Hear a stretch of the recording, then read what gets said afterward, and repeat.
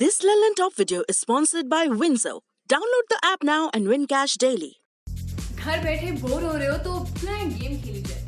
भारत के best gaming platform WinZO app पे यहाँ पे आप अपना फेवरेट स्पोर्ट खेल सकते हो एंड जीत सकते हो बहुत सारा रियल कैश जो आप अपने बैंक अकाउंट, यूपीआई या पेटीएम वॉलेट से विड्रॉ भी कर सकते हो इंस्टेंटली। दुनिया में एक बड़े क्रांतिकारी हुए हैं चे ग्वेरा। वैसे तो उनका काम धाम अर्जेंटीना और क्यूबा में रहा, लेकिन वह मशहूर पूरी दुनिया में है। लोग अब भी उनकी तस्वीर वाली टी शर्ट पहनकर क्रांति की आग शांत करते हैं। सन 1948 में चे ग्वेरा यूनिवर्सिटी में पढ़ने गए और उनके भीतर दुनिया को जानने की भूख पैदा हुई। फिर क्या था, उन्होंने एक दोस्त को साथ लिया और बाइक पर बैठकर दक्षिण अमेरिका के 9 देश नाप दिए, जिसमें तकरीबन साल भर लगा। लेकिन इससे तब कर एक क्रांतिकारी निकला। जिस बाइक पर चे ग्वेरा घूमे थे उसका नाम था नॉर्टन और वह डीजल से चलती थी। आपको लग रहा होगा कि यार अगर अब भी डीजल की बाइक होती तो हम भी पेट्रोल के खिलाफ क्रांति करके वही बाइक ले लेते, लेकिन फिलहाल इंडियन मार्केट में डीजल की कोई भी बाइक उपलब्ध नहीं है। आखिर क्या कारण है कि अब डीजल की बाइक मार्केट से आउट है, और अगर पहले बनी भी तो वो बंद क्यों हो गई? आइए जानते हैं कि डीजल वाली बाइक की कहानी क्या है। जब जब आप अपनी पेट्रोल बाइक पर बैठते होंगे तो जरूर सोचते होंगे कि महंगे पेट्रोल के जमाने में अगर डीजल की बाइक आ जाए तो कितना अच्छा हो। आपको ये भले ही सपने जैसा लगे, लेकिन ये सपना पहले साकार हो चुका है। कहने का मतलब ये कि डीजल वाली बाइक भारत में फर्राटा भर चुकी है। हो सकता है तब आपने बाइक चलाना सीखा भी नहीं हो। देश में कई ऐसी कंपनियां रही हैं जिन्होंने डीजल की बाइक मार्केट में उतारी। आइए आपको बताते हैं कि कौन सी डीजल बाइक्स ने लोगों का कभी मन मोह लिया था। सुपरहिट बाइक बुलेट बनाने वाली कंपनी रॉयल एनफील्ड एकमात्र ऐसी कंपनी थी जिसने भारत में बड़े पैमाने पर डीजल की बाइक्स बनाई थी। रॉयल एनफील्ड ने 80 के दशक के अंत में टॉरस के नाम से डीजल से चलने वाली बाइक लॉन्च की थी। 325 सीसी के इंजन वाली इस बाइक की एवरेज थी 70 किलोमीटर प्रति लीटर। उस वक्त इसकी कीमत कितनी थी इसकी कोई पुख्ता जानकारी हमें नहीं मिली है, लेकिन आपको ये जानकर हैरानी होगी कि इसके शौकीन अब भी 1 से 1.5 लाख रुपए में से खरीदने को तैयार रहते हैं। बरसों पुरानी लेकिन मेंटेन डीजल बुलेट ऑनलाइन उपलब्ध है। इसे दुनिया की सबसे ज्यादा बिकने वाली डीजल मोटरसाइकिल भी माना जाता है। 2000 की शुरुआत तक ये मार्केट में उपलब्ध थी, लेकिन फिर इसे कंपनी ने बंद कर दिया। रॉयल एनफील्ड को टक्कर देने के लिए 90 के दशक में सूरज नाम की डीजल से चलने वाली बाइक ने मार्केट में एंट्री की थी।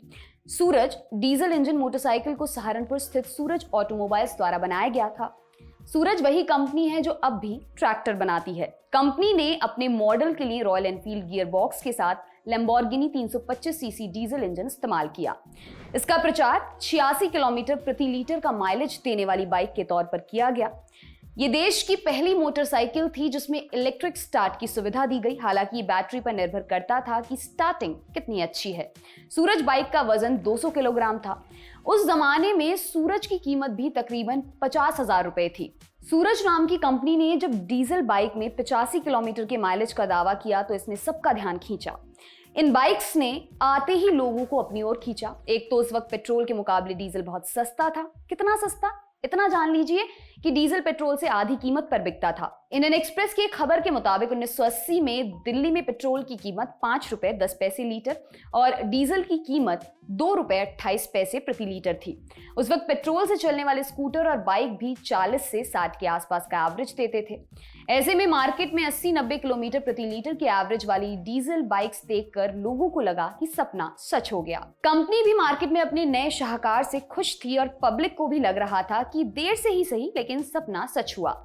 लेकिन फिर वही हुआ जिसका डर था। सबसे पहले उन लोगों का सपना टूटा जिन्होंने बाइक खरीदी।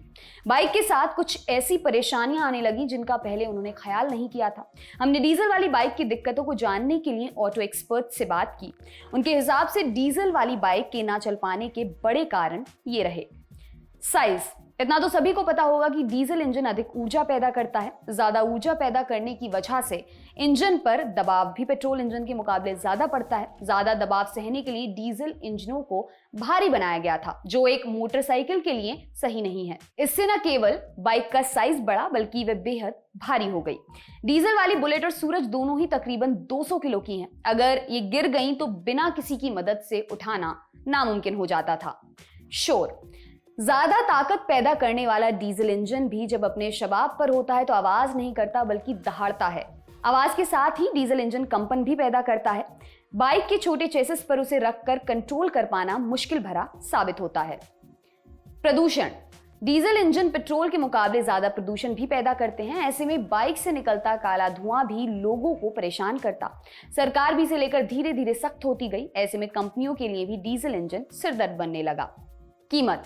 डीजल इंजन की कीमत अब भी पेट्रोल इंजन के मुकाबले ज्यादा है। डीजल वाली बाइक भी पेट्रोल बाइक्स के मुकाबले तकरीबन दुगने दाम पर आती थी। ऐसे में शौकीनों को तो फर्क नहीं पड़ता, लेकिन किफायती राम इस चक्कर में मारा गया।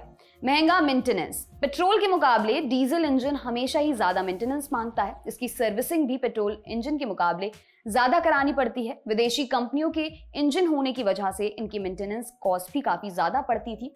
ऐसे में डीजल बाइक सपना बनकर रह गई। इस तरह से दिक्कतों की वजह से डीजल वाली बाइक्स का दौर इतिहास का हिस्सा बन गया। और रही इन बाइक्स की मार्केट में फिर से आने की बात, तो इसकी संभावना भी एक्सपर्ट्स कम ही बता रहे हैं। इसका सबसे बड़ा कारण यह भी है कि पेट्रोल और डीजल के बीच दामों का फासला भी कम हो गया है और डीजल इंजन अब भी पेट्रोल इंजन के मुकाबले महंगे हैं। इसके अलावा पेट्रोल इंजन अब पहले की तरह कम माइलेज वाले नहीं रहे। पेट्रोल की बाइक अमूमन 70 से 80 किलोमीटर प्रति लीटर का माइलेज देती हैं। आपके लिए खबर लिखी हमारे साथी अमित ने। मेरा नाम है दिव्यांशी। देखते रहिए दी लल्लन टॉप। शुक्रिया। फेसबुक पर क्या फैला, ट्विटर पर कौन हुआ ट्रोल, यूट्यूब की ट्रेंडिंग से लेकर इंस्टा के सब झोल, सोशल मीडिया की हर उठापटक एक जगह। सोशल लिस्ट सोमवार से शुक्रवार रात 10 बजे दी लल्लन टॉप पर।